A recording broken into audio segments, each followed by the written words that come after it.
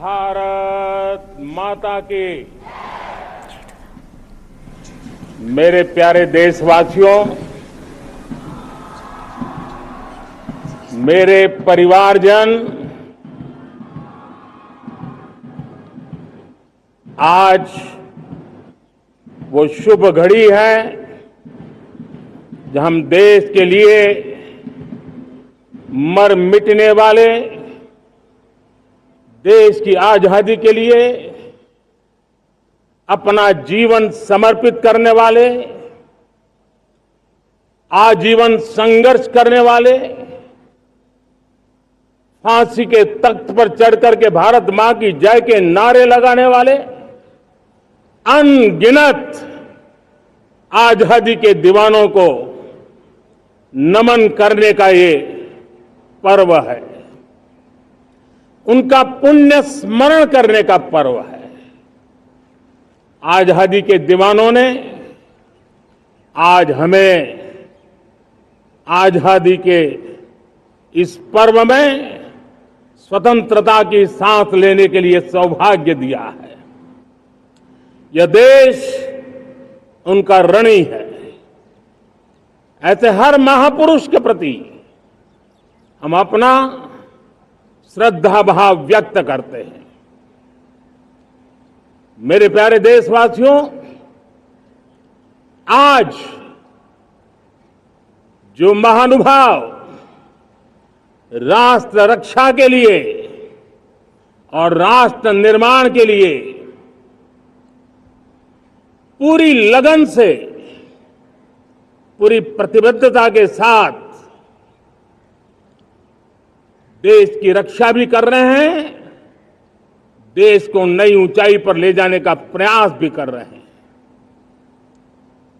चाहे वो हमारा किसान हो, हमारा जवान हो,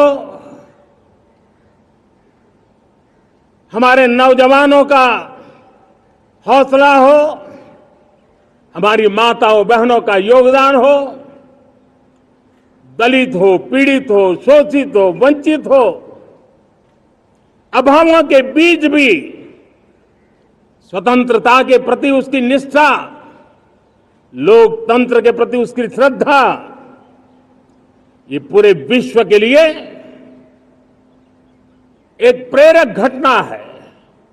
मैं आज ऐसे सभी को आदरपूर्वक नमन करता हूं। प्यारे देशवासियों, इस वर्ष और पिछले कुछ वर्षों से प्राकृतिक आपदा के कारण हम सबकी चिंता बढ़ती चली जा रही है। प्राकृतिक आपदा में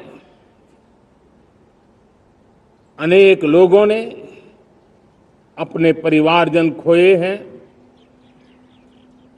संपत्ति खोई है, राष्ट्र ने भी पारावार नुकसान भोगा है।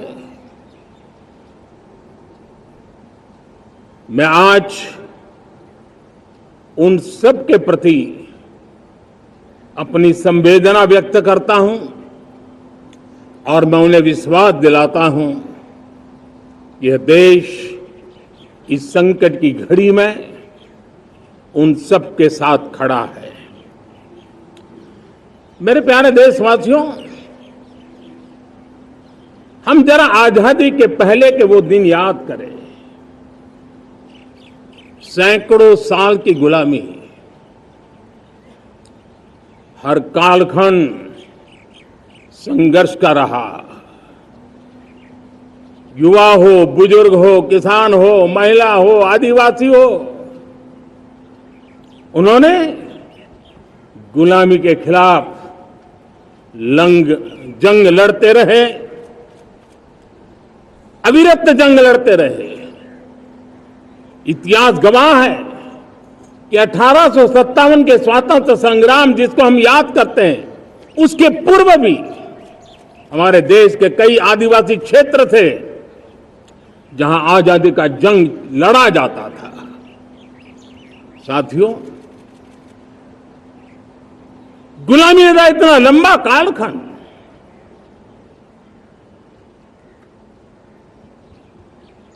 जुल्मी शासक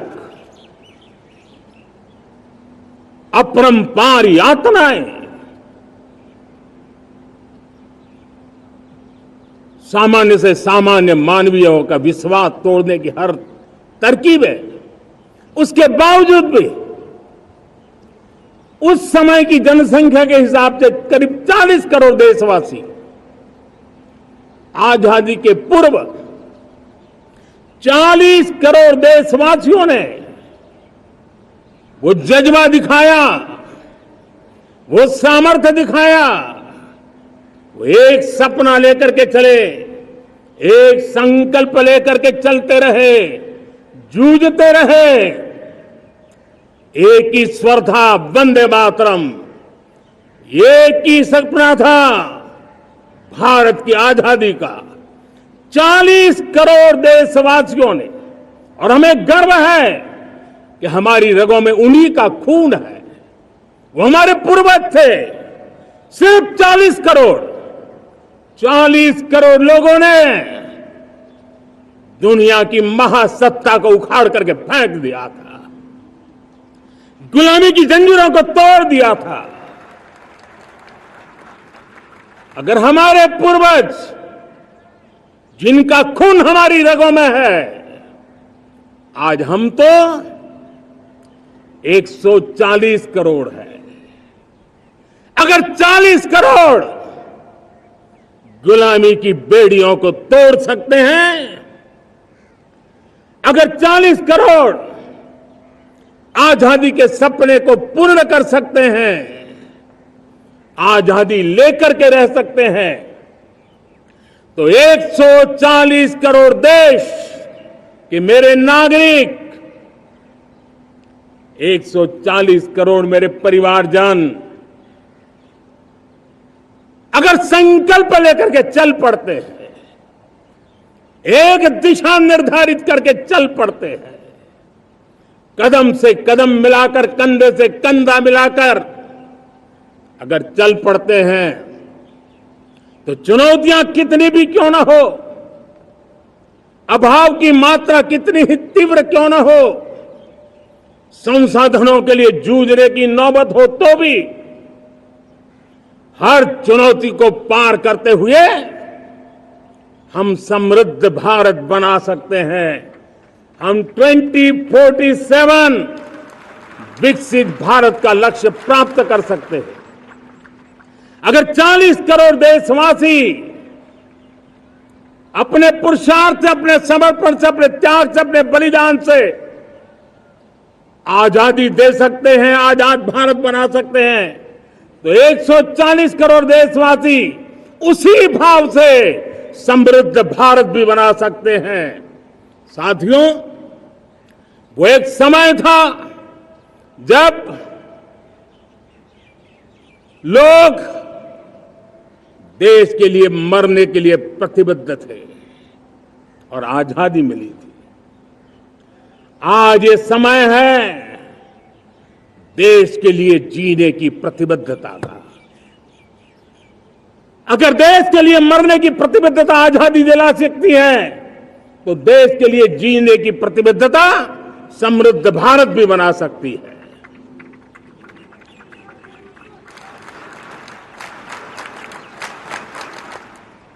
साथियों, विकसित भारत 2047 इस तरफ भाषण के शब्द नहीं है, इसके पीछे कठोर परिश्रम चल रहा है। देश के कोटि कोटि जनों के सुझाव लिए जा रहे हैं और हमने देशवासियों से सुझाव मांगे और मुझे प्रसन्नता है कि मेरे देश के करोड़ों नागरिकों ने विकसित भारत 2047 के लिए अनगिनत सुझाव दिए हैं। हर देशवासी का सपना उसमें प्रतिबिंबित हो रहा है, हर देशवासी का संकल्प उसमें झलकता है। युवा हो, बुजुर्ग हो, गांव के लोग हो, शहर के लोग हो, किसान हो, कामदार हो, दलित हो, आदिवासी हो, पहाड़ों में रहने वाले लोग हो, जंगल में रहने वाले लोग हो, शहरों में रहने वाले लोग हैं, हर किसी ने 2047 में जब देश आजादी का 100 साल मनाएगा तब तक विकसित भारत के लिए अनमोल सुझाव दिए हैं। और मैं जब इन सुझावों को देखता था मेरा मन प्रसन्न हो रहा था। उन्होंने क्या लिखा? कुछ लोगों ने कहा कि दुनिया का स्किल कैपिटल बनाने का सुझाव हमारे सामने रखा।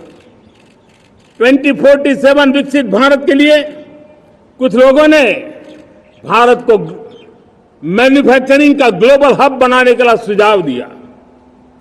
कुछ लोगों ने भारत के हमारी यूनिवर्सिटीज ग्लोबल बने इसके लिए सुझाव दिया। कुछ लोगों ने यह भी कहा कि क्या आजादी के इतने सालों के बाद हमारा मीडिया ग्लोबल नहीं होना चाहिए। कुछ लोगों ने यह भी कहा कि हमारा स्किल्ड युवा विश्व की पहली पसंद बनना चाहिए। कुछ लोगों ने सुझाव दिया भारत को जल्द से जल्द जीवन के हर क्षेत्र में आत्मनिर्भर बनना चाहिए। कई लोगों ने सुझाव दिया कि हमारे किसान जो मोटा अनाज पैदा करते हैं, जिसको हम श्री अन्न कहते हैं, उस सुपर फूड को दुनिया के हर डाइनिंग टेबल पर पहुंचाना है।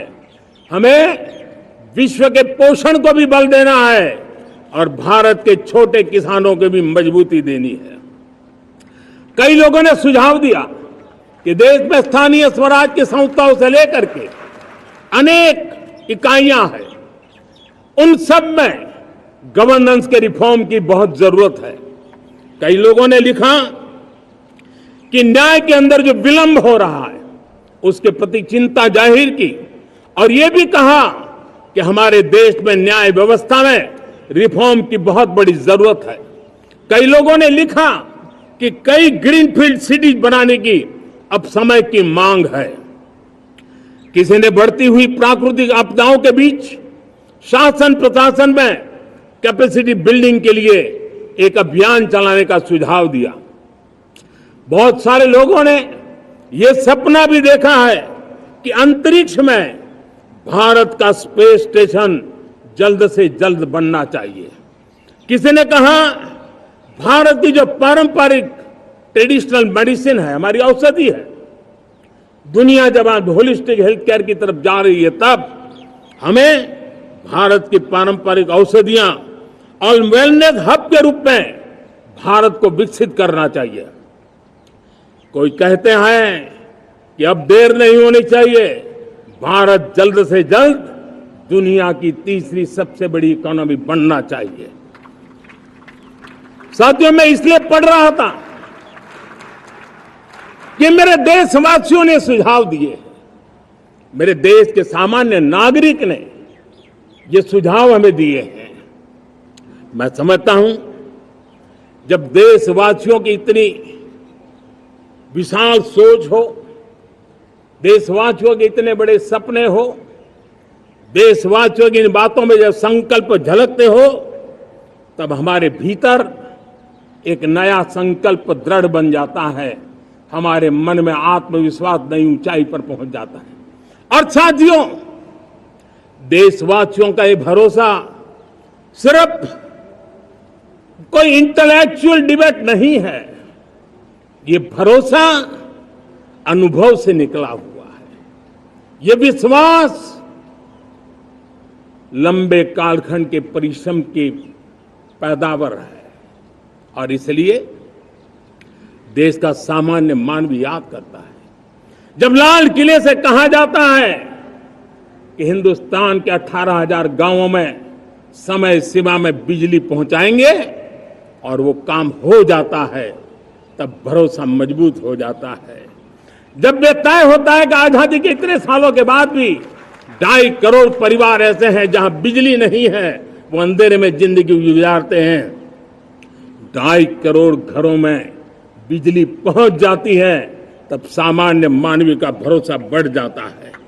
जब द्वार से स्वच्छ भारत की बात कही जाए, तब इस देश के अग्रिम हरोर पंक्ति में बैठे हुए लोग हो, गांव के लोग हो, गरीब बस्ती में रहने वाले लोग हो, छोटे छोटे बच्चे हो, हर परिवार के अंदर स्वच्छता का वातावरण बन जाए, स्वच्छता की चर्चा हो, स्वच्छता के संदर्भ में एक दूसरे को रोक टोकने का निरंतर प्रयास चलता रहे। मैं समझता हूं कि ये भारत के अंदर आई हुई नई चेतना का प्रतिबिंब है। जब देश के सामने लाल किले से कहा जाए कि आज हमारे परिवारों में 3 करोड़ परिवार ऐसे हैं जिनके घर में नल से जल मिलता है, आवश्यक है हमारे इन परिवारों को पीने का शुद्ध पानी पहुंचे। जल जीवन मिशन के तहत इतने कम समय में नए 12 करोड़ परिवारों को जल जीवन मिशन के तहत नल से जल पहुंच रहा है। आज 15 करोड़ परिवार इसके लाभार्थी बन चुके हैं। हमारे कौन लोग वंचित थे इन व्यवस्थाओं से? कौन पीछे रह गए थे? समाज के अग्रिम पंक्ति के लोग इसके लिए अभाव में नहीं जीते थे। मेरे दलित, मेरे पीड़ित, मेरे शोषित, मेरे आदिवासी भाई बहन, मेरे गरीब भाई बहन, मेरे झुग्गी झोपड़ी में जिंदगी गुजारने वाले लोग, वही तो इन चीजों के अभाव में जी रहे थे। हमने अनेक ऐसे प्राथमिक आवश्यकताओं की पूर्ति के लिए जो प्रयास किया और उसका परिणाम हमारे इन सारे समाज के बंधुओं को मिला है। हमने वोकल फॉर लोकल का मंत्र दिया। आज मुझे खुशी है कि वोकल फॉर लोकल ने अर्थतंत्र के लिए एक नया मंत्र बन गया है। हर डिस्ट्रिक्ट अपनी पैदावार के लिए गर्व करने लगा है। 1 डिस्ट्रिक्ट 1 प्रोडक्ट का माहौल बना है। अब 1 डिस्ट्रिक्ट 1 प्रोडक्ट को 1 डिस्ट्रिक्ट का 1 प्रोडक्ट एक्सपोर्ट कैसे हो, उस दिशा में हर जिले सोचने लगे हैं। रिन्यूएबल एनर्जी का संकल्प लिया था। G20 समूह के देशों ने जितना किया है उससे ज्यादा भारत ने किया है और भारत ने ऊर्जा के क्षेत्र में आत्मनिर्भर बनने के लिए, ग्लोबल वार्मिंग की चिंताओं से मुक्ति पाने के लिए हमने काम किया है। साथियों, देश गर्व करता है आज जब फिनटेक की सफलता को लेकर पूरा विश्व भारत से कुछ सीखना समझना चाहता है, तब हमारा गर्व और बढ़ जाता है। साथियों, हम कैसे भूल सकते हैं कोरोना के वो संकट काल। विश्व में सबसे तेज गति से करोड़ों लोगों को वैक्सीनेशन का काम हमारे इसी देशों में हुआ। यही देश हैं जो कभी आतताई आतंकवादी हमें आकर के मार के चले जाते थे। जब देश की सेना सर्जिकल स्ट्राइक करती है, जब देश की सेना एयर स्ट्राइक करती है, तो देश के नौजवानों का सीना ऊंचा हो जाता है, तन जाता है, गर्व से भर जाता है। और यही बातें हैं जो आज 140 करोड़ देशवासियों का मन गर्व से भरा हुआ है, आत्मविश्वास से भरा हुआ है। साथियों, इन सारी बातों के लिए एक सुविचारित प्रयास हुआ है। रिफॉर्म की परंपरा को सामर्थ्य दिया गया है, नक्कर तरीकों के, नक्कर लक्ष्य को लेकर के। और जब राजनीतिक नेतृत्व की संकल्प शक्ति हो, दृढ़ विश्वास हो, जब सरकारी मशीनरी उसको लागू करने के लिए समर्पण भाव से जुट जाती है, और जब देश के हर नागरिक उस सपने को पूरा करने के लिए, जन भागीदारी करने के लिए, जन आंदोलन बनाने के लिए आगे आता है, तब हमें निश्चित परिणाम मिलता ही रहता है। मेरे प्यारे देशवासियों, हम ये न भूलें कि इस देश उस परिस्थितियों से भी दशकों तक भी आजादी के बाद समय बिताया है, जब होती है, चलती है, अरे यार ये तो चलेगा, अरे हमें क्या मेहनत करने की जरूरत है, अरे मामला है अगली पीढ़ी दिखेगी, अरे हमको मौका मिला है यार, मौज कर लो, आगे वाला आगे का जाने, हमें क्या करना है, हम अपना समय निकाल दें। अरे नया करने जाओगे कोई बवाल उठ जाए, पता नहीं क्यों देश में स्टेटस को का माहौल बन गया था। जो है उसी से गुजारा कर लो, यही का माहौल बन गया था। और लोग तो कहते हैं अरे भाई छोड़ो, अब कुछ होने वाला नहीं है, चलो, ऐसा ही मन मर गया था। हमें इस मानसिकता को तोड़ना था, हमें विश्वास से भरना था, और हमने उस दिशा में प्रयास किया। कई लोग तो कहते थे अरे भाई अगली पीढ़ी के लिए काम हम अभी से क्यों करें, हम तो आज का देखें। लेकिन देश का सामान्य नागरिक ये नहीं चाहता था, वो बदलाव के इंतजार में था, वो बदलाव चाहता था, उसकी ललक थी, लेकिन उसके सपनों को किसी ने तवज्जो नहीं दी, उसकी आशा आकांक्षाओं को अपेक्षाओं को तवज्जो नहीं दी गई, और उसके कारण वो मुसीबतों को झेलते हुए गुजारा करता रहा, वो रिफॉर्म्स का इंतजार करता रहा। हमें जिम्मेदारी दी गई और हमने बड़े रिफॉर्म्स जमीन पर उतारे। गरीब हो, मिडिल क्लास हो, हमारे वंचित लोग हो, हमारी बढ़ती जाती शहरी आबादी हो, हमारे नौजवानों के सपने हो, संकल्प हो, आकांक्षाएं हो, उनके जीवन में बदलाव लाने के लिए रिफॉर्म का मार्ग हमने चुना। और मैं देशवासियों को विश्वास दिलाना चाहता हूं, रिफॉर्म के प्रति हमारी जो प्रतिबद्धता है वो पिंक पेपर के एडिटोरियल के लिए सीमित नहीं है। हमारे रिफॉर्म्स की ये प्रतिबद्धता है वो 4 दिन की वाहवाही के लिए नहीं है। हमारी रिफॉर्म्स की प्रक्रिया किसी मजबूरी में नहीं है, देश को मजबूती देने के इरादे से है। और इसलिए मैं आज कह सकता हूं रिफॉर्म का हमारा मार्ग एक प्रकार से ग्रोथ की ब्लूप्रिंट बनी हुई है। ये हमारा रिफॉर्म, ये ग्रोथ, ये बदलाव, ये सिर्फ डिबेट क्लब के लिए, इंटेलेक्चुअल सोसाइटी के लिए, एक्सपर्ट लोगों के लिए सिर्फ चर्चा का विषय नहीं है। साथियों, हमने राजनीतिक मजबूरी के कारण नहीं किया है। हम जो कुछ भी कर रहे हैं वो राजनीति का भागा गुणा करके नहीं सोचते हैं। हमारा एक ही संकल्प होता है, नेशन फर्स्ट, नेशन फर्स्ट, राष्ट्र हित सुप्रीम, ये मेरा भारत महान बने, इसी संकल्प को लेकर के हम कदम उठाते हैं। साथियों, जब रिफॉर्म की बात आती है, एक लंबा परिवेश है। अगर मैं उसकी चर्चा में चला जाऊंगा तो शायद घंटों निकल जाएंगे, लेकिन मैं छोटा सा उदाहरण देना चाहता हूं। बैंकिंग क्षेत्र में जो रिफॉर्म हुआ, आप सोचिए बैंकिंग क्षेत्र का क्या हाल था। न विकास होता था, न विस्तार होता था, न विश्वास बढ़ता था। इतना ही नहीं, जिस प्रकार की कारनामे चले उसके कारण हमारे बैंक संकटों से गुजर रहे थे। हमने बैंकिंग सेक्टर को मजबूत बनाने के लिए अनेकविध रिफॉर्म्स किए, और आज उसका कारण हमारी बैंक विश्व में जो इन्हीं गुने मजबूत बैंक के हैं उसमें भारतीय बैंकों ने अपना स्थान बनाया है। और जब बैंक मजबूत होती है ना, तब फॉर्मल इकोनॉमी की ताकत भी बढ़ती है। जब बैंक की व्यवस्था बन जाती है, जब सामान्य खास करके मध्यम वर्ग के परिवार की जो रिक्वायरमेंट होती है उसको पूरा करने की सबसे बड़ी ताकत बैंकिंग सेक्टर में होती है।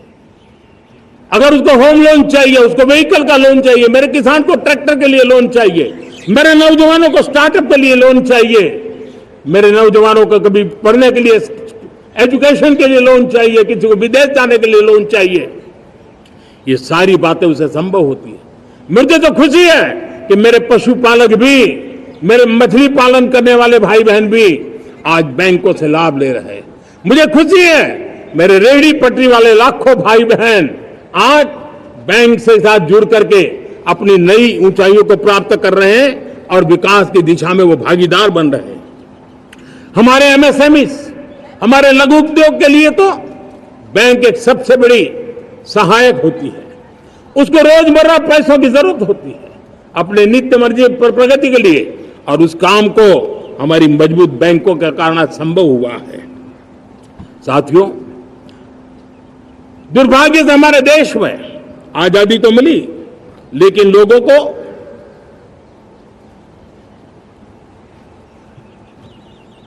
एक प्रकार से माई बाप कल्चर से गुजरना पड़ा।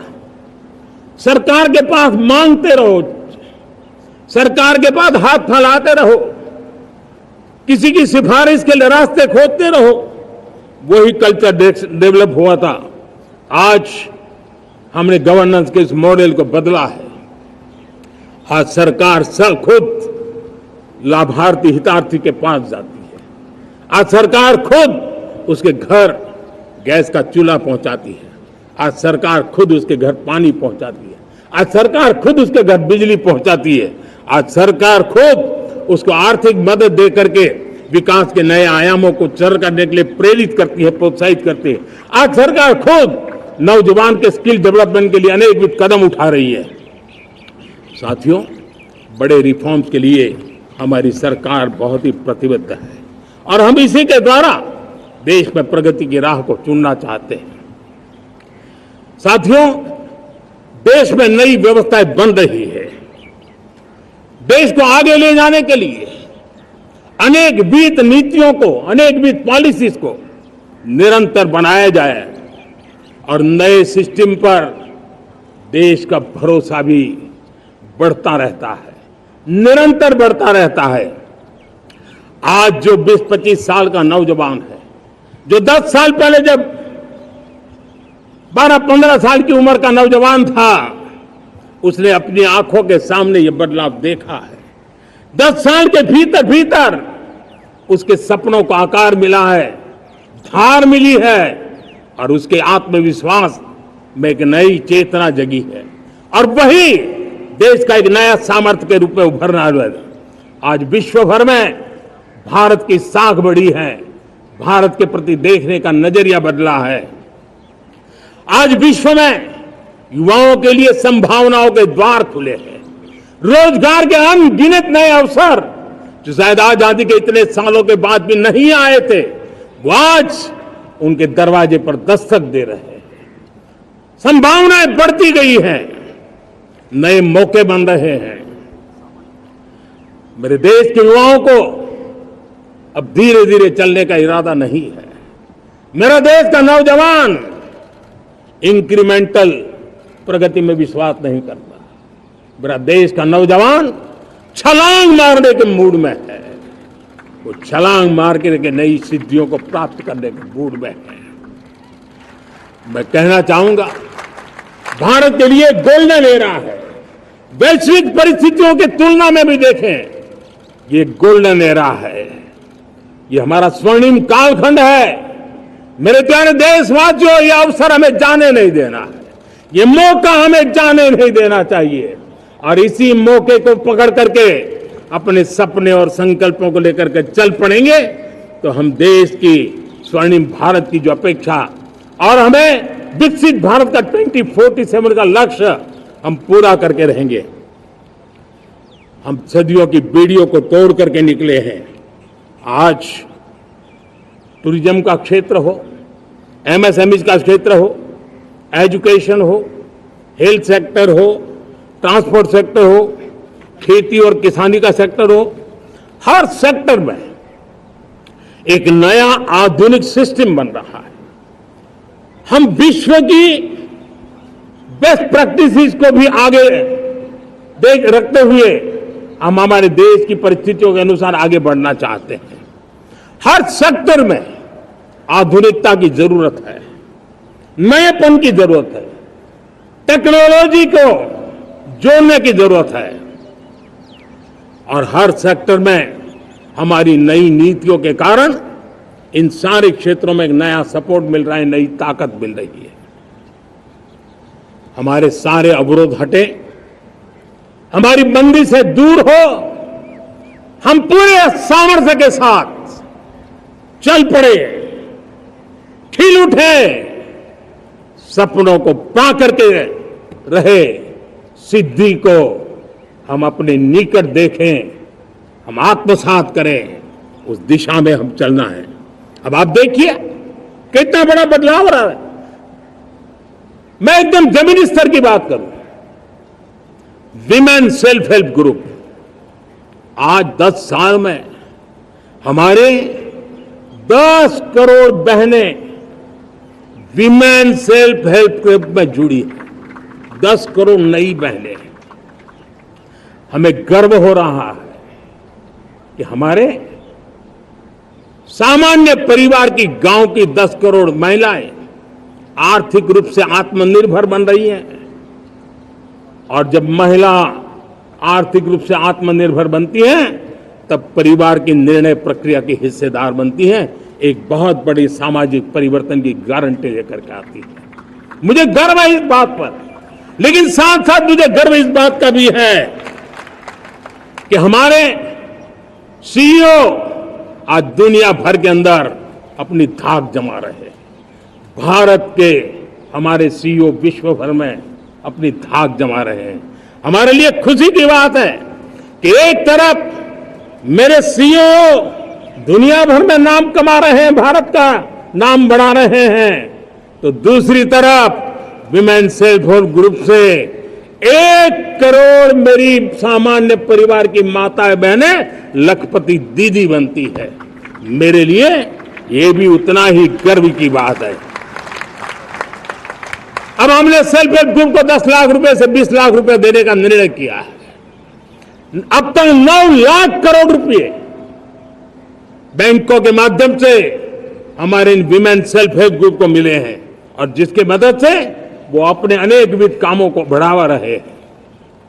मेरे साथियों, मेरे नौजवान इस तरफ ध्यान दें। स्पेस सेक्टर एक फ्यूचर है हमारे साथ जुड़ा हुआ, एक महत्वपूर्ण पहलू है। हम उस पर भी बल दे रहे हैं। हमने स्पेस सेक्टर में बहुत रिफॉर्म किए हैं। जिन बंधनों में हमने स्पेस सेक्टर को बांध के रखा था, उसे हमने खोल दिया है। आज सैकड़ों स्टार्टअप्स स्पेस के सेक्टर में आ रहे हैं। वाइब्रेंट बनता जाता हमारा स्पेस सेक्टर भारत को एक शक्तिशाली राष्ट्र बनाने का एक महत्वपूर्ण अंग है, और हम इसको दूर की सोच के साथ मजबूती दे रहे हैं। आज private satellite, private rocket launch हो रहे हैं। ये गर्व की बात है। आज मैं कह सकता हूं, जब नीति सही होती है, नियत सही होती है और पूर्ण समर्पण से राष्ट्र का कल्याण यही मंत्र होता है, तो निश्चित परिणाम हम प्राप्त करके रहते हैं। मेरे प्यारे देशवासियों, आज देश में नए अवसर बने, तब मैं कह सकता हूं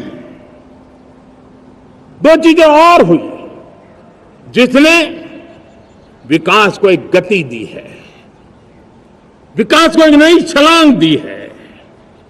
और ये है, पहला है आधुनिक इंफ्रास्ट्रक्चर का निर्माण। हमने इंफ्रास्ट्रक्चर को आधुनिक बनाने की दिशा में बहुत बड़े कदम उठाए हैं। और दूसरी तरफ सामान्य मानवीय के जीवन में जो बाधाएं हैं, ईज ऑफ लिविंग का हमारा जो सपना है, उस पर भी हमने उतना ही बल दिया है। पिछले 1 दशक में अभूतपूर्व इंफ्रास्ट्रक्चर का विकास हुआ है। रेल हो, रोड हो, एयरपोर्ट हो, पोर्ट हो, गवर्नमेंट कनेक्टिविटी हो, गांव गांव नए स्कूल बनाने की बात हो, जंगलों में स्कूल बनाने की बात हो, दूर सुदूर इलाकों में अस्पताल बनाने की बात हो, आरोग्य मंदिर बनाने की बात हो, मेडिकल कॉलेजों का काम हो, आयुष्मान आरोग्य मंदिरों का निर्माण चलता हो, 60,000 से ज्यादा अमृत सरोवर बने हो, 2 लाख पंचायतों तक ऑप्टिकल फाइबर नेटवर्क पहुंचा हो, नहरों का एक बहुत बड़ा जाल बिछाया जा रहा हो, 4 करोड़ पक्के घर बनना, गरीबों को एक नया आश्रय मिलना, 3 करोड़ नए घर बनाने के संकल्प के साथ आगे बढ़ने की हमारी कोशिश हो। हमारा पूर्वी भारत, नॉर्थ ईस्ट, उसका इलाका आज इंफ्रास्ट्रक्चर के लिए जाने जाना लगा है। और हमने ये जो कायाकल्प किया है, उसका सबसे बड़ा लाभ समाज के उन वर्गों तक हम पहुंचे हैं जो ग्रामीण सड़कें वहां बनी है, जिनकी तरफ कोई देखता नहीं था, जिस इलाकों को नहीं देखता था, जिन गांवों को नहीं देखता था। दलित हो, पीड़ित हो, शोषित हो, वंचित हो, पिछड़े हो, आदिवासी हो, जंगल में रहने वाले हो, दूर सुदूर पहाड़ों में रहने वाले हो, सीमावर्ती स्थान पर रहने वाले हो, हमने उनकी आवश्यकता की पूर्ति की है। हमारे मछुआरे भाई बहनों की आवश्यकताओं को पूरा करना, हमारे पशुपालकों के जीवन को बदलना, एक प्रकार से सर्वांगीण विकास का प्रयास हमारी नीतियों में रहा, हमारी नीयत में रहा है, हमारे रिफॉर्म में रहा है, हमारे कार्यक्रमों में रहा है, हमारी कार्यशैली में रहा है। और उस सबसे बड़ा लाभ मेरे युवाओं को होता है। उनको नए नए अवसर मिलते हैं, नए नए क्षेत्र में कदम रखने का उसके लिए संभावनाएं बन जाती है, और वही तो सबसे ज्यादा रोजगार दे रहा है। और सबसे ज्यादा रोजगार प्राप्त करने का अवसर इन्हीं समय में उनको मिला है। हमारा जो मध्यम वर्गीय परिवार है, मध्यम वर्गीय परिवार को क्वालिटी ऑफ लाइफ, वो स्वाभाविक उसकी अपेक्षा रहती है। वो देश के लिए बहुत देता है, तो देश का भी दायित्व है कि उसकी जो क्वालिटी ऑफ लाइफ में जो उसकी अपेक्षाएं हैं, सरकार की कठिनाइयों से मुक्ति की उसकी जो अपेक्षाएं हैं, उसको पूर्ण करने के लिए हम निरंतर प्रयास करते हैं। और मैंने तो सपना देखा है कि 2047 जब विकसित भारत का सपना होगा, तो उसकी एक इकाई ये भी होगी कि सामान्य मानव के जीवन में सरकार की दखलें कम हो, जहां सरकार की जरूरत हो वहां अभाव न हो, और जहां सरकार की बेकारण प्रभाव भी न हो, इस प्रकार की व्यवस्था पर हम प्रतिबद्ध हैं। मेरे प्यारे देशवासियों, हम छोटी छोटी जरूरतों पर भी ध्यान देते हैं, हम छोटी छोटी आवश्यकताओं पर ध्यान देते हैं, और उसको लेकर हम चलते हैं। चाहे हमारे गरीब का घर का चूल्हा जलता रहे, गरीब की मां को कभी आंसू पी करके सोना न पड़े, और इसके लिए मुफ्त इलाज की योजना हमारी चल रही है। बिजली, पानी, गैस अब सैचुरेशन के मूड पर है, और जब हम सैचुरेशन की बात करते हैं वो 100% होता है। जब सैचुरेशन होता है तो उसको जातिवाद का रंग नहीं लगता है। जब सैचुरेशन होता है तो उसमें पांथिकता का रंग नहीं लगता है। जब सैचुरेशन का मंत्र होता है तब सच्चे अर्थ में सबका साथ सबका विकास का मंत्र साकार होता है। लोगों के जीवन में सरकार की दखल कम हो, उस दिशा में हमने हजारों कंप्लायंसेस के लिए सरकार सामान्य मानवी पर बोझ डालती थी, उन सारे कंप्लायंसेस को दूर किया।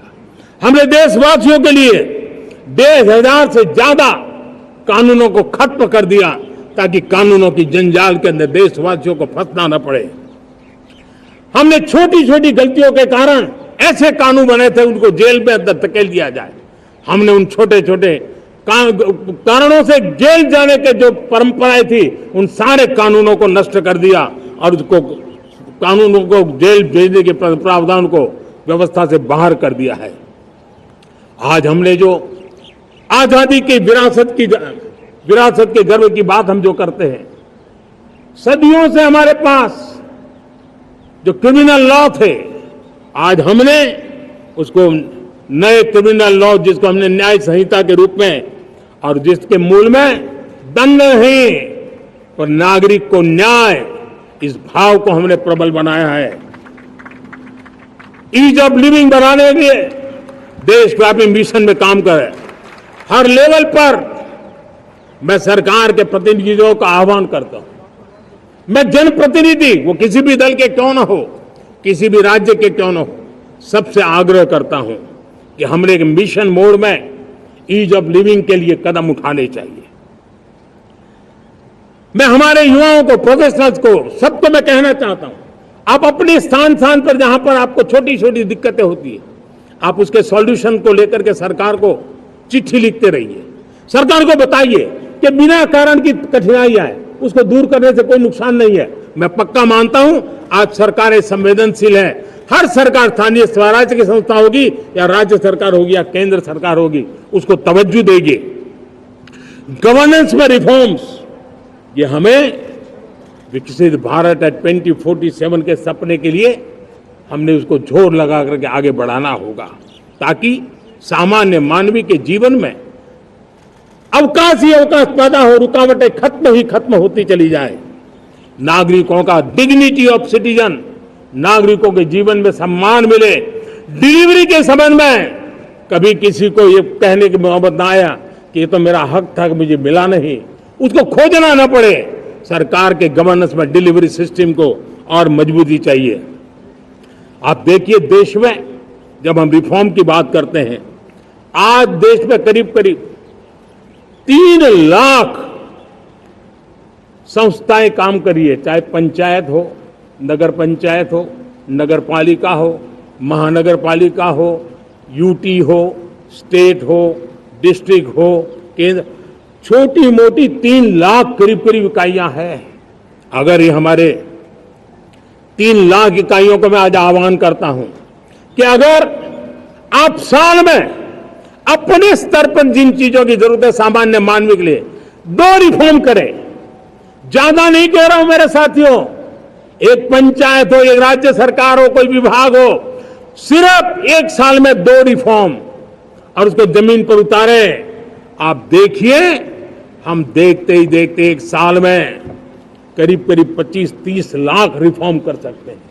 जब 25-30 लाख रिफॉर्म हो जाए तब सामान्य मानवी का विश्वास कितना बढ़ जाएगा, उसकी शक्ति राष्ट्र को नई ऊंचाई पर ले जाने में कितनी काम आएगी। और इसलिए हम अपने स्तर पर होती है चलती से मुक्ति पाकर के बदलावों के लिए आगे आए, हिम्मत के साथ आगे आए। और सामान्य मानवी की जरूरत, छोटी छोटी जरूरत होती है, पंचायत लेवल पर भी वो मुसीबतें झेल रहा है, उन मुसीबतों से हम मुक्ति दिलाएं तो मुझे पक्का विश्वास है कि हम सपनों को पार कर सकते हैं। मेरे प्यारे देशवासियों, आज देश आकांक्षाओं से भरा हुआ है। हमारे देश का नौजवान नई सिद्धियों को चूमना चाहता है, नए नए शिखरों पर वो कदम रखना चाहता है। और इसलिए हमारी कोशिश है हर सेक्टर में कार्य को हम गति दें, तेज गति दें। और उसके द्वारा पहले हम हर सेक्टर में नए अवसर पैदा करें। दूसरा, ये बदलती हुई व्यवस्थाओं के लिए जो सपोर्टिव इंफ्रास्ट्रक्चर चाहिए, उन इंफ्रास्ट्रक्चर पर हम बदलाव के मजबूती देने की दिशा में काम करें। और तीसरी बात है, नागरिकों की मूलभूत सुविधाओं के विषय में हम प्राथमिकता दें, उसको बल दें। इन तीनों भारत में एक एस्पिरेशनल सोसाइटी का निर्माण किया है और उसके परिणाम स्वरूप आज समाज खुद एक विश्वास से भरा हुआ है। हमारे देशवासियों की आकांक्षा है, उनके एस्पिरेशंस, हमारे नौजवानों की ऊर्जा हमारे देश के सामर्थ्य के साथ जोड़ करके हम आगे बढ़ने की एक ललक लेकर के चल रहे हैं। मुझे विश्वास है रोजगार और स्वरोजगार नए रिकॉर्ड के अवसर पर हम काम किया है। प्रति व्यक्ति आज आय दोगुनी करने में हम सफल हुए हैं। ग्लोबल ग्रोथ में भारत का योगदान बड़ा है। भारत का एक्सपोर्ट लगातार बढ़ रहा है। विदेशी मुद्रा भंडार लगातार बढ़ा हुआ है, पहले से 2 गुना पहुंचा है। ग्लोबल संस्थानों का भारत के प्रति भरोसा बढ़ा है। मुझे विश्वास है भारत की दिशा सही है, भारत की गति तेज है और भारत के सपनों में सामर्थ्य है। लेकिन इन सबके साथ संवेदनशीलता का हमारा मार्ग हमारे लिए ऊर्जा में एक नई चेतना भरता है। मम भाव हमारे कार्य की शैली है। समभाव भी चाहिए, मम भाव भी चाहिए, उसको लेकर के हम चल रहे हैं। साथियों, मैं जब कोरोना काल को याद करता हूं, कोरोना की वैश्विक महामारी के बीच सबसे तेजी से इकोनॉमी को बेहतर बनाने वाला कोई देश है तो वो देश भारत है। तब लगता है कि हमारी दिशा सही है। जब जात पात मत पंथ ऊपर उठकर हर घर तिरंगा फहराया जाता है, तब लगता है देश की दिशा सही है। आज पूरा देश तिरंगा है, हर घर तिरंगा है। न कोई जात है, न कोई पात है, न कोई ऊंच है, न कोई नीच है, सभी भारतीय है। यही तो हमारी दिशा की ताकत है। जब हम 25 करोड़ लोगों को गरीबी से बाहर निकालते हैं, तब हमारा विश्वास पक्का हो जाता है कि हमने गति को बराबर मेंटेन किया है और सपनों को साकार करना दूर नहीं है। जब 100 से अधिक आकांक्षी जिले अपने अपने राज्य के अच्छे जिलों की स्पर्धा कर रहे हैं, बराबरी करने लगे हैं, तो हमें लगता है कि हमारी दिशा और गति दोनों सामर्थ्यवान है। जब हमारे उन आदिवासी साथियों को वो मदद मिलती है, पीएम जनमन के द्वारा उनको जो योजनाएं पहुंची थी, आबादी बहुत छोटी है, लेकिन बहुत दूर सुदूर इलाकों में छुटपुट परिवार रहते हैं, हमने उनको खोज के निकाला है, उनके लिए चिंता की है। तब लगता है कि संवेदनशीलता से जब काम करते हैं तब संतोष कितना मिलता है। वर्किंग वुमेन के लिए पेड मैटरनिटी लीव 12 हफ्ते से बढ़ा करके 26 हफ्ते कर देते हैं। तब सिर्फ नारी का सम्मान ही करते इतना नहीं है, नारी के प्रति संवेदनशील भाव से निर्णय करते इतना नहीं, लेकिन उसके गोद में जो बच्चा पला है ना, उसको एक उत्तम नागरिक बनाने के लिए मां की जो जरूरत है उसमें सरकार रुकावट न बने, इस संवेदनशील भावना से उस निर्णय को हम करते हैं। जब मेरे दिव्यांग भाई बहन भारतीय साइन लैंग्वेज की बात हो या तो सुगम्य भारत का अभियान हो, उसको लगता है कि अब मेरी भी डिग्निटी है, मेरे प्रति देश के नागरिक सम्मान के भाव से देखता है। और पैरालंपिक में तो हमारे खिलाड़ी नई नई ताकत दिखाने लगे हैं। तब लगता है कि ये जो मेरा मम भाव है, हम सबका मम भाव है, उसकी ताकत नजर आती है। हमारे ट्रांसजेंडर समाज के प्रति हम जिस संवेदना के साथ निर्णय बना रहे हैं, हम नए नए कानून बना रहे हैं, उनको सम्मान का जीवन देने के लिए हम प्रयास कर रहे हैं, तब बदलाव की हमारी दिशा सही दिखता है। सेवा भाव से किए गए इन कामों का, जो त्रिविध मार्गों से हम चले हुए, इन कामों का एक सीधा सीधा लाभ आज उसके परिणाम के रूप में हमें नजर आ रहा है। 60 साल बाद लगातार तीसरी बार आपने हमें देश सेवा का मौका दिया है। मेरे 140 करोड़ देशवासी, आपने जो आशीर्वाद दिए हैं, उस आशीर्वाद में मेरे लिए एक ही संदेश है, जन जन की सेवा, हर परिवार की सेवा, हर क्षेत्र की सेवा, और सेवा भाव से समाज की शक्ति को साथ लेकर के विकास की नई ऊंचाइयों पर पहुंचना। 2047 विकसित भारत के सपने को लेकर के चलना, उसी एक संदेश को लेकर मैं आज लाल किले की प्राचीर से हमें आशीर्वाद देने के लिए मैं कोटि कोटि देशवासियों का सर झुका करके आभार व्यक्त करता हूं। मैं उनके प्रति नतमस्तक होता हूं और मैं उनको विश्वास दिलाता हूं कि हमें नई ऊंचाइयों को नए जोश के साथ आगे बढ़ना है। हमें सिर्फ जो हो गया है वो संतोष मान करके बैठने वाले हम लोग नहीं हैं, वो हमारे संस्कार में नहीं है। हम कुछ और करने के लिए, कुछ और आगे बढ़ने के लिए और कुछ और नई ऊंचाइयों को पार करने के लिए हम आगे बढ़ना चाहते हैं। विकास को, समृद्धि को, सपनों को साकार करने को, संकल्प को लिए जीवन खपाने को हम अपना स्वभाव बनाना चाहते हैं, देशवासियों का स्वभाव बनाना चाहते हैं। मेरे प्यारे देशवासियों, आज नई शिक्षा नीति बहुतेक मात्रा में कई राज्यों ने उसको अच्छा इनिशिएटिव लिए है और उसके कारण आज एक 21वीं सदी के अनुरूप हमारी शिक्षा व्यवस्था को जो हम बल देना चाहते हैं और विकसित भारत के सपने के लिए जिस प्रकार से मानव समूह तैयार करना चाहते हैं, नई शिक्षा नीति बहुत बड़ी भूमिका अदा। मैं नहीं चाहता हूं कि मेरे देश के नौजवानों को अब विदेशों में पढ़ने के लिए मजबूर होना पड़े। मध्यम वर्गीय परिवार के लाखों करोड़ों रुपया बच्चों को विदेश पढ़ने के लिए भेजने में खर्च हो जाए हम यहाँ ऐसी शिक्षा व्यवस्था का विकसित करना चाहते हैं कि मेरे देश के नौजवानों को विदेश जाना न पड़े, मेरे मध्यम वर्गीय परिवारों को लाखों करोड़ रुपया खर्च करना न पड़े। इतना ही नहीं, ऐसे संस्थान निर्माण हो ताकि विदेशों से लोग भारत के अंदर उनका मुंह मोड़े। अभी अभी हमने बिहार का हमारा गौरवप्रद इतिहास रहा है, नालंदा यूनिवर्सिटी का पुनर्निर्माण किया है।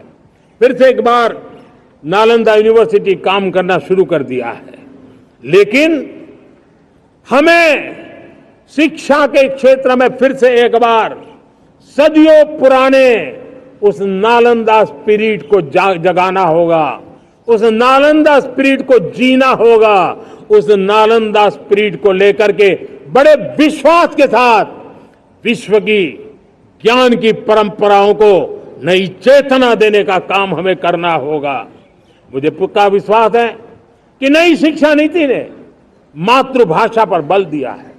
मैं राज्य सरकारों से कहूंगा, मैं देश की सभी संस्थानों से कहूंगा कि भाषा के कारण हमारे देश की टैलेंट को रुकावट नहीं आनी चाहिए, भाषा अवरुद्ध नहीं होनी चाहिए।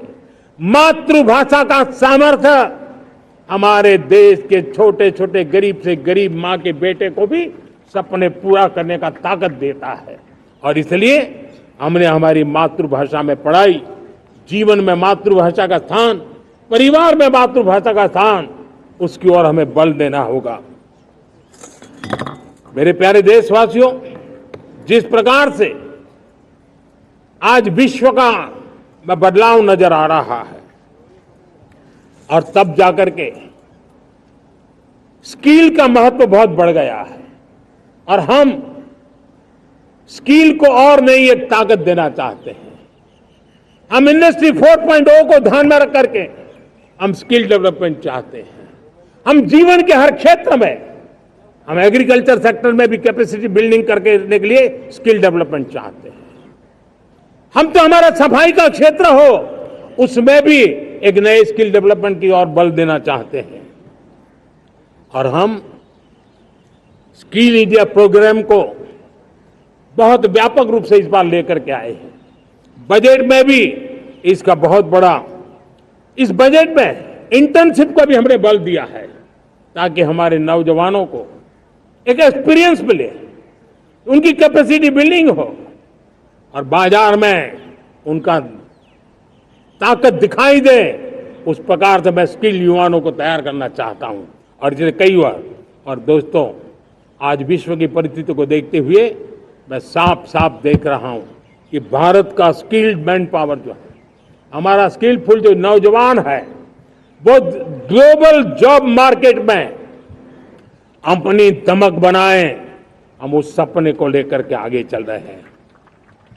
साथियों, विश्व जिस तेजी से बदल रहा है, जीवन के हर क्षेत्र में साइंस और टेक्नोलॉजी का महत्व बढ़ता चला जाने वाला है। हमें साइंस को बहुत बढ़ देने की आवश्यकता है। और मैंने देखा चंद्रयान की सफलता के बाद हमारे स्कूल कॉलेज के अंदर साइंस और टेक्नोलॉजी के प्रति एक नई रुचि का वातावरण बना है, नई दिलचस्पी बढ़ी है। तब हमारे शिक्षा संस्थानों ने ये जो मनोभाव बना है उसको नर्चर करने के लिए आगे आना होगा। भारत सरकार ने भी रिसर्च के लिए सपोर्ट बढ़ा दिया है। हमने ज्यादा से ज्यादा चेयर स्थापित किए हैं। हमने नेशनल रिसर्च फाउंडेशन बना करके हमने उसको एक कानूनी परिवेश में ला करके स्थायी रूप से एक व्यवस्था विकसित की है ताकि रिसर्च को लेकर के निरंतर बल मिले और ये रिसर्च फाउंडेशन उस काम को करे। मेरे बड़े गर्व की बात है कि बजट में हमने 1 लाख करोड़ रुपया रिसर्च और इनोवेशन के लिए हमने देने का निर्णय किया है ताकि हमारे देश के नौजवान के पास जो आइडियाज है उस आइडियाज को हम जमीन पर उतार पाए। साथियों, आज भी हमारे देश में मेडिकल एजुकेशन के लिए हमारे बच्चे बाहर जा रहे हैं। वैसा कहा हमारे वो ज्यादातर मध्यम वर्गीय परिवार के, उनके लाखों करोड़ों रुपए खर्च हो जाते हैं।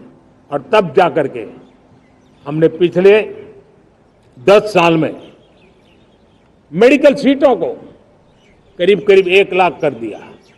आज मैं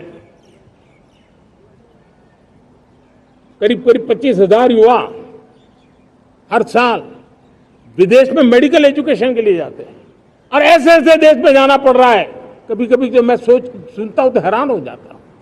और इसलिए हमने तय किया है कि अगले 5 साल में मेडिकल लाइन में 75,000 नई सीटें बनाई जाएगी। मेरे प्यारे देशवासियों,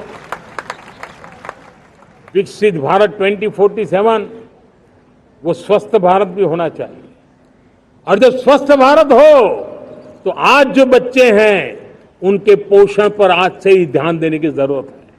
और इसलिए हमने विकसित भारत की जो पहली पीढ़ी है उनकी तरफ विशेष ध्यान दे करके हमने पोषण का एक अभियान चला है।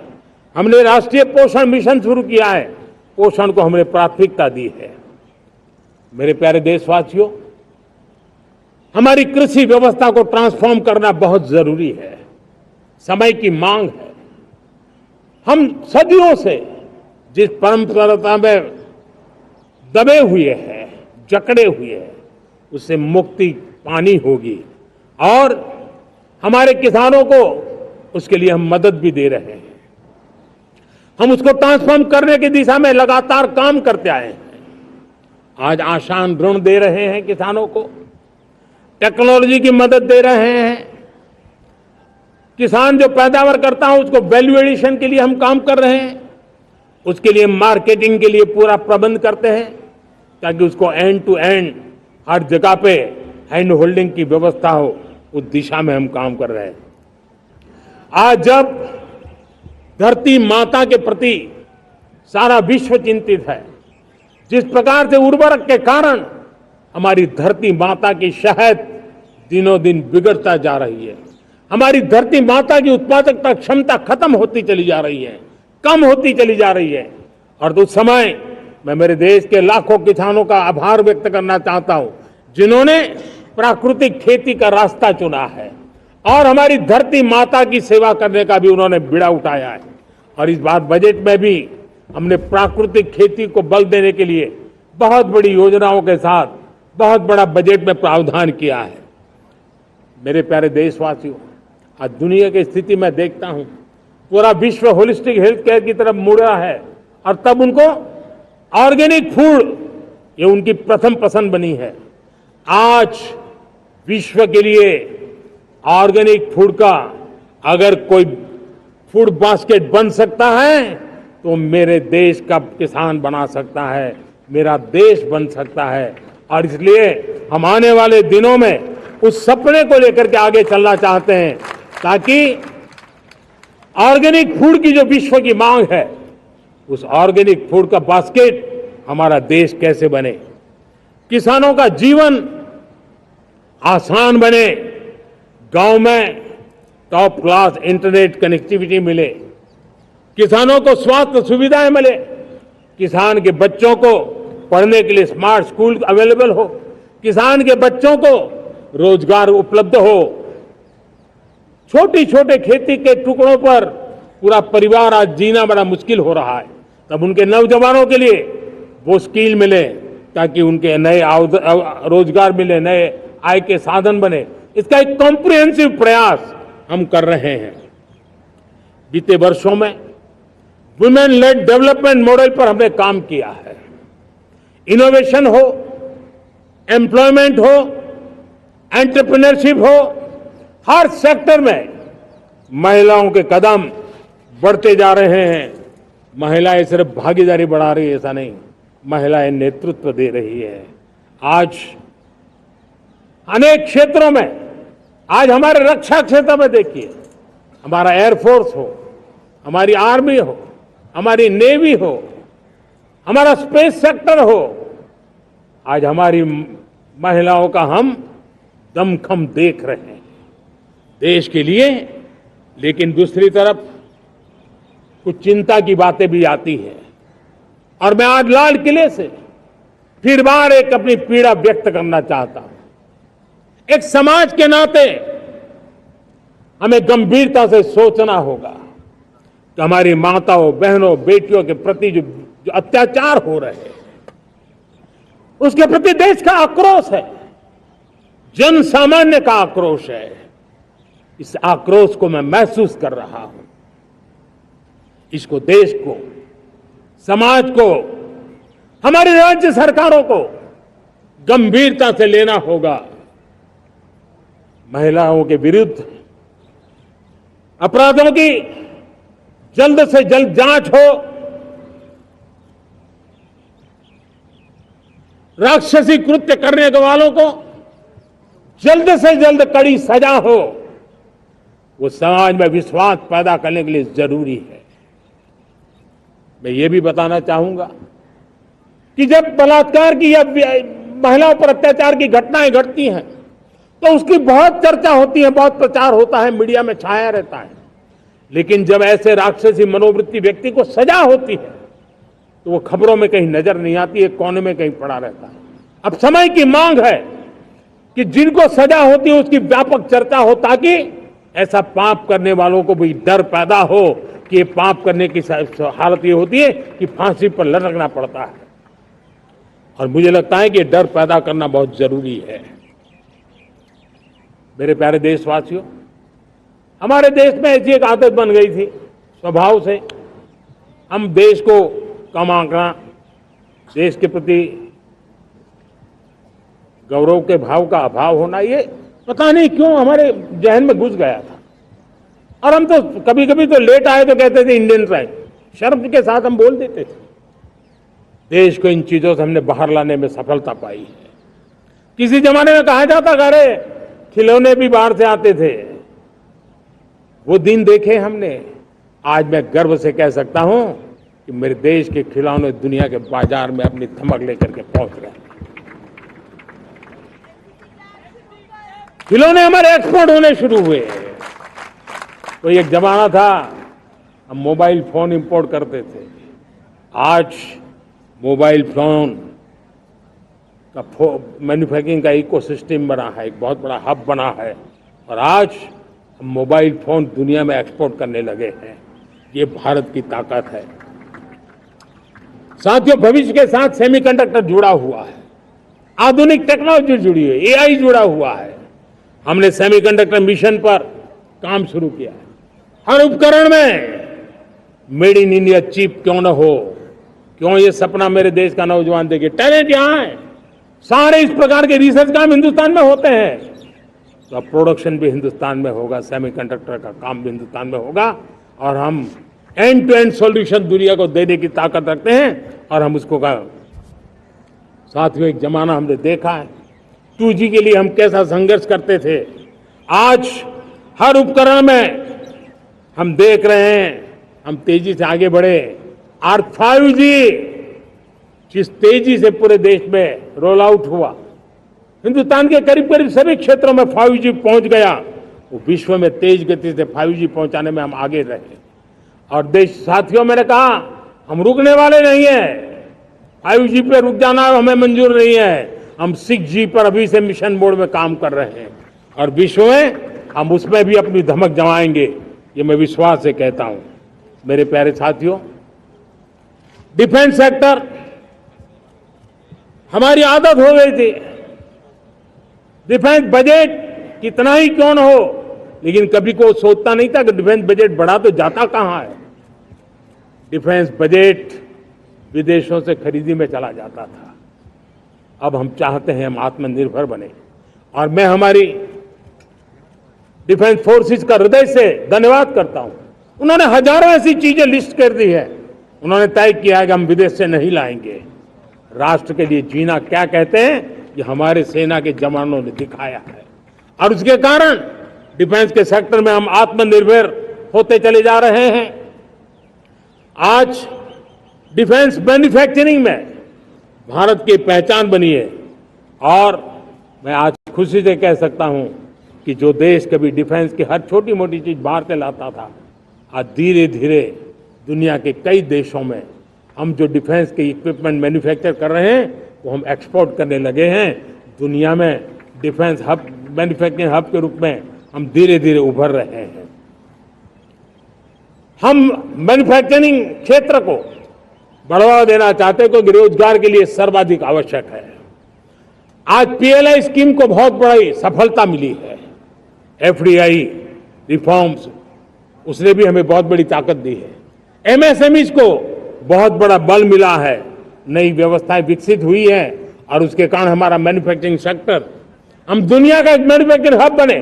जिस देश के पास इतनी नौजवान शक्ति हो, जिस देश के अंदर ये सामर्थ्य हो, हम मैन्युफैक्चरिंग की दुनिया में भी इंडस्ट्री 4.0 में हम बहुत बड़ी ताकत के साथ आगे जाना चाहते हैं। और इसके लिए आवश्यक स्किल डेवलपमेंट, उस पर भी हमने बल दिया है। और स्किल डेवलपमेंट में भी हमने नए मॉडल तय किए हैं। हमने जन भागीदारी को जोड़ा है ताकि तुरंत रिक्वायरमेंट के अनुसार स्किल डेवलपमेंट हम कर सके।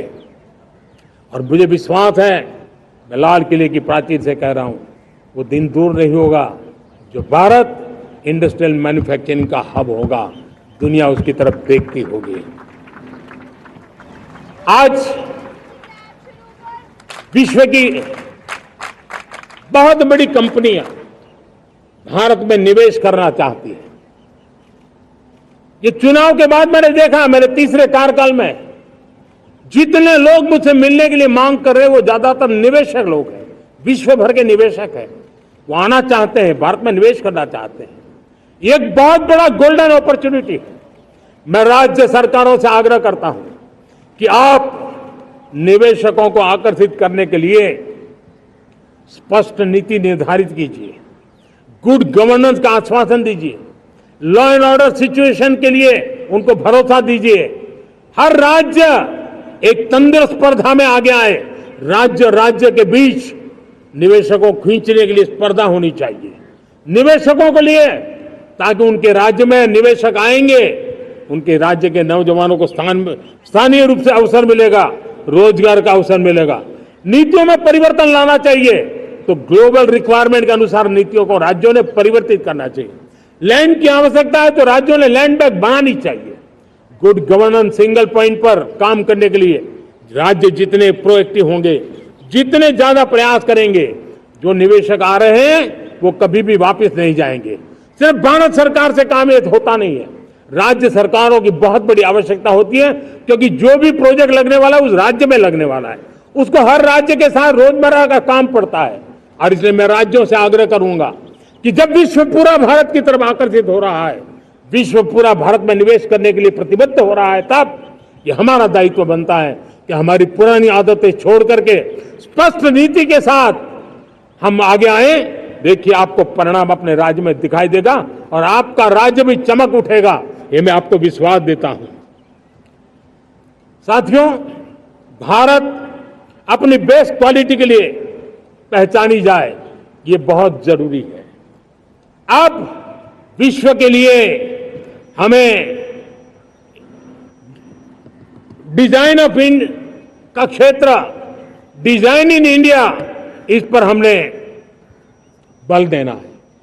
हमें कोशिश करनी है अब इंडियन स्टैंडर्ड इंटरनेशनल स्टैंडर्ड बनने चाहिए। इंडियन स्टैंडर्ड इंटरनेशनल स्टैंडर्ड बनेंगे तब हमारी हर चीज को सहजता से मोहर लग जाएगी। और ये हमारे प्रोडक्शन की क्वालिटी पर निर्भर करेगा, हमारी सेवा की क्वालिटी पर निर्भर करेगा, हमारे अप्रोच की क्वालिटी पर निर्भर करेगा। और इसलिए हमें क्वालिटी पर बल देकर के आगे बढ़ना है। हमारे पास टैलेंट है, डिजाइन के क्षेत्र में हम दुनिया को बहुत कुछ नया दे सकते हैं। डिजाइन इन इंडिया, इस आह्वान को लेकर के हमें अब आगे चलना है। Design in India and design for the world, इस सपने को लेकर के चलना है। मैं देख रहा हूं गेमिंग की दुनिया का बहुत बड़ा मार्केट खड़ा हुआ है, लेकिन आज भी गेमिंग की दुनिया पर प्रभाव, खास करके उन खेलों को बनाने वाले लोग, प्रोडक्ट करने वाले लोग, विदेशी कमाई होती। भारत के पास बहुत बड़ी विरासत है, हम गेमिंग की दुनिया में बहुत नई टैलेंट को लेकर के आ सकते हैं। विश्व के हर बच्चे को हमारे देश की बनी हुई गेमिंग की ओर आकर्षित कर सकते हैं। मैं चाहता हूं कि भारत के बच्चे, भारत के नौजवान, भारत के आईटी प्रोफेशनल्स, भारत के एआई के प्रोफेशनल्स वे गेमिंग की दुनिया को लीड करें, खेलने में नहीं, गेमिंग की दुनिया में हमारे प्रोडक्ट पूरे विश्व में पहुंचने चाहिए और पूरी दुनिया में हमारे एनिमेटर्स काम कर सकते हैं। एनिमेशन की दुनिया में हम अपनी दाग जमा सकते हैं। हम उस दिशा में काम करें। मेरे प्यारे देशवासियों, आज विश्व के अंदर ग्लोबल वार्मिंग, क्लाइमेट चेंज हर क्षेत्र में चिंता और चर्चा का विषय रहता है। भारत ने उस दिशा में काफी कदम उठाए हैं। हम विश्व को आश्वस्त करते रहे हैं और शब्दों से नहीं, अपने कार्यों से, प्राप्त परिणामों से हमने विश्व को आश्वस्त भी किया है और विश्व को आश्चर्यचकित भी किया है। हम ही हैं जिन्होंने सिंगल यूज प्लास्टिक पर प्रतिबंध लगाया है। हमने रिन्यूएबल एनर्जी पर विस्तार किया है। हमने रिन्यूएबल एनर्जी को एक नई ताकत दी है। आने वाले कुछ वर्षों में हम नेट जीरो फ्यूचर की ओर आगे बढ़ रहे हैं। मुझे याद है पेरिस एकॉर्ड में जिन देशों ने अपने लक्ष्य निर्धारित किए थे, आज मैं लाल किले की प्राचीर से मेरे देशवासियों की ताकत दुनिया को बताना चाहता हूं। G20 देश के समूह जो नहीं कर पाए, वो मेरे देश के नागरिकों ने करके दिखाया है। मेरे देशवासियों ने करके दिखाया है। हिंदुस्तान ने करके दिखाया है। पेरिस एकॉर्ड के अंदर जो टारगेट हमने तय किए थे, उन टारगेट को समय से पहले पूरा करने वाला G20 देशों के समूह में अगर कोई है तो एकमात्र मेरा हिंदुस्तान है, एकमात्र मेरा भारत है। और इसलिए गर्व होता है साथियों। रिन्यूएबल एनर्जी के टारगेट हमने पूरे, हम 2030 तक रिन्यूएबल एनर्जी को 500 गीगावाट तक ले जाने के लिए मकसद से काम। आप कल्पना कर सकते हैं कि कितना बड़ा लक्ष्य है। दुनिया के लोग सिर्फ 500 गीगावाट शब्द सुनते हैं ना, तो मेरी तरफ ऐसे ऐसे देखते हैं। लेकिन आज मैं विश्वास से कह रहा हूं देशवासियों को कि इस लक्ष्य को भी हम पूरा करके रहेंगे और ये मानव जाति की भी सेवा करेगा, हमारे भविष्य की भी सेवा करेगा, हमारे बच्चों के उज्जवल भविष्य की गारंटी बनेगा। हमने 2030 तक हमारी रेलवे को नेट जीरो एमिशन का लक्ष्य लेकर के हम चल रहे हैं।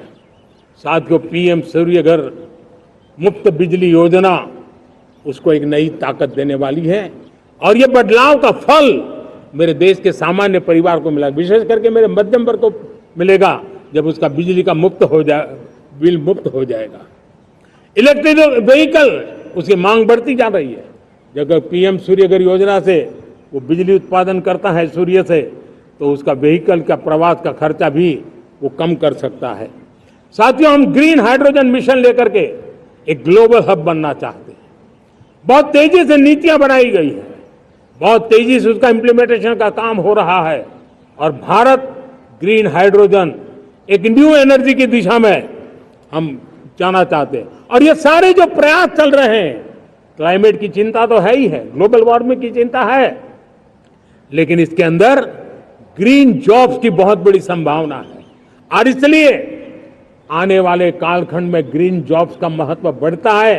तो उसको सबसे पहले कैप्चर करने के लिए, मेरे देश के नौजवानों को अवसर देने के लिए और ग्रीन जॉब्स के लिए एक बहुत बड़ा क्षेत्र को बढ़ावा दे रहे हैं। मेरे प्यारे देशवासियों, आज हमारे साथ इस तिरंगे झंडे के नीचे वो नौजवान बैठे हैं जिन्होंने ओलंपिक की दुनिया में भारत का परचम लहराया। मैं मेरे देश के सभी एथलीट्स को, मैं देश के सभी खिलाड़ियों को 140 करोड़ देशवासियों की तरफ से बधाई देता हूं और हम नए सपने, नए संकल्प, अत्यंतिक पुरुषार्थ के साथ नए लक्ष्यों को हासिल करने के लिए आगे बढ़ेंगे, ऐसा मैं विश्वास के साथ उनको शुभकामनाएं भी देता हूं। आने वाले कुछ दिनों में भारत के एक बहुत बड़ा दस्ता पैरालंपिक के लिए पेरिस जाने के लिए रवाना होगा। मैं मेरे सभी पैरालंपिक खिलाड़ियों को भी हृदय से बहुत बहुत शुभकामनाएं देता हूं। साथियों, भारत ने G20 को ऑर्गेनाइज किया, हिंदुस्तान के अनेक शहरों में ऑर्गेनाइज किया। 200 से ज्यादा इवेंट किए। पूरे विश्व में G20 का इतना बड़ा व्याप, इतना बड़ा कार्यक्रम कभी नहीं हुआ, इस बार हुआ। इसने एक बात सिद्ध कर दी है कि भारत में बड़े से बड़े काम, कार्यक्रम ऑर्गेनाइज करने की ताकत है। भारत को किसी को भी हॉस्पिटैलिटी का सामर्थ्य भारत में सबसे ज्यादा है। अगर ये सिद्ध हो चुका है तो साथियों, हिंदुस्तान का सपना है कि 2036 में जो ओलंपिक होगा वो मेरे हिंदुस्तान की धरती पर हो। इसके लिए हम तैयारी कर रहे हैं, उसके लिए हम आगे बढ़े। साथियों, समाज के आखिरी तबके के जो लोग हैं, ये हमारा सामाजिक दायित्व है। अगर कोई पीछे रह जाते हैं तो हमारी आगे बढ़ने की गति कम कर देता है। और इसलिए हम आगे बढ़ना चाहते हैं तो भी सफलता तब मिलती है पीछे वाले को भी साथ साथ आगे ले आए। और इसलिए हम सबका दायित्व बनता है कि हमारे समाज में आज भी जो क्षेत्र पीछे रह गए हैं, जो समाज पीछे रह गए हैं, जो लोग पीछे रह गए हो, हमारे छोटे छोटे किसान हो, हमारे जंगलों में रहने वाले मेरे आदिवासी भाई बहन हो, हमारी माताएं बहनें हो, हमारे मजदूर हो, हमारे श्रमिक साथी हो, हमारे कामगार लोग हो, इन सबको हमें बराबरी में लाने के लिए, हमारे बराबर लाने के लिए भरपूर प्रयास करना है। लेकिन अब गति पकड़ गई है, अब लंबे दिन तक हमें वो करना नहीं पड़ेगा। बहुत जल्द वो हमारे पास पहुंच जाएंगे, हमारी बराबरी में आ जाएंगे, हमारी ताकत बहुत बढ़ जाएगी। और बड़ी संवेदना के साथ हमें इस काम को करना है। और इसके लिए एक बहुत बड़ा अवसर आ रहा है। मैं मानता हूं संवेदनशीलता की दृष्टि से इससे बड़ा अवसर क्या हो सकता है। हमें पता है 1857 के स्वतंत्र संग्राम के पहले भी अंग्रेजों के नाक को दम करने वाला हमारा देश का एक आदिवासी युवक था। 20-22 साल की उम्र में उसने अंग्रेजों के नाक को दम ला दिया था, जिसको आज भगवान बिरसा मुंडा के रूप में लोग पूजा करते हैं। भगवान बिरसा मुंडा की 150वीं जयंती आ रही है। ये हम सबके लिए प्रेरणा का कारण बने। समाज के प्रति छोटा सा छोटा व्यक्ति भी देश के लिए कैसी जज्बात रखता है, उससे बड़ी प्रेरणा भगवान बिरसा मुंडा से अधिक कौन हो सकता है। आइए हम भगवान बिरसा मुंडा की 150वीं जयंती जब मनाएं, संवेदनशीलता का हमारा व्याप बढ़े, समाज के प्रति हमारा ममभाव बने। हम समाज के हर एक व्यक्ति को, गरीबों को, दलित को, पिछड़ों को, आदिवासियों को, हर एक को हम अपने साथ लेकर के चले। इस संकल्प को लेकर के चलना है। मेरे प्यारे देशवासियों, हम संकल्प के साथ तो बढ़ तो रहे हैं, बहुत आगे बढ़ रहे हैं, लेकिन ये भी सच है कि कुछ लोग होते हैं जो प्रगति देख नहीं सकते। कुछ लोग होते हैं जो भारत का भला सोच नहीं सकते हैं। जब तक खुद का भला न हो तब तक उनको किसी का भला अच्छा नहीं लगता है। ऐसी विकृत मानसिकता से भरे हुए लोगों की कमी नहीं होती है। देश को ऐसे लोगों से बचना होगा। वे निराशा की गर्त में डूबे हुए लोग हैं। ऐसे मुट्ठी भर निराशा की गर्त में डूबे हुए लोग, जब उनके गोद में विकृति पलती है तब वो विनाश का कारण बन जाती है, सर्वनाश का कारण बन जाती है, एनार्की का मार्ग ले लेती है। और तब देश को इतनी बड़ी हानि हो जाती है जिसकी भरपाई करने में हमें नए सिरे से मेहनत करनी पड़ती है। इसलिए ऐसे जो छुटपुट निराशावादी तत्व होते हैं, वो सिर्फ निराशा इतना नहीं है, उनकी गोद में विकृति पल रही है। ये विकृति विनाश के, सर्वनाश के सपने देख रही है, ताने बाने जोड़ने की प्रयासों में लगी हुई है। देश को इसे समझना होगा। लेकिन मैं देशवासियों को कहना चाहता हूं कि हम हमारी नेक नीयत से, हमारी ईमानदारी से, राष्ट्र के प्रति हमारे समर्पण से हम सारी परिस्थितियों के बावजूद भी विपरीत मार्ग पर जाने वालों के लिए भी उनके भी दिल जीत करके हम देश को आगे बढ़ने के हमारे संकल्प में कभी भी पीछे नहीं हटेंगे, ये मैं विश्वास दिला चाहता हूं। साथियों, चुनौतियां हैं, अनगिनत चुनौतियां हैं। चुनौतियां भीतर भी है, चुनौतियां बाहर भी है। और जैसे जैसे हम ताकतवर बनेंगे, जैसे जैसे हमारा तवज्जो बढ़ेगा, तो चुनौतियां भी बढ़ने वाली है, बाहर की चुनौतियां और बढ़ने वाली है। और मुझे उसका भली भांति अंदाज है। लेकिन मैं ऐसी शक्तियों को कहना चाहता हूं, भारत का विकास किसी के लिए संकट लेकर के नहीं आता। हम विश्व में समृद्ध थे, तब भी हमने कभी दुनिया को युद्ध में नहीं झोंका है। हम बुद्ध का देश है, युद्ध हमारी राह नहीं है। और इसलिए विश्व चिंतित न हो भारत के आगे बढ़ने से।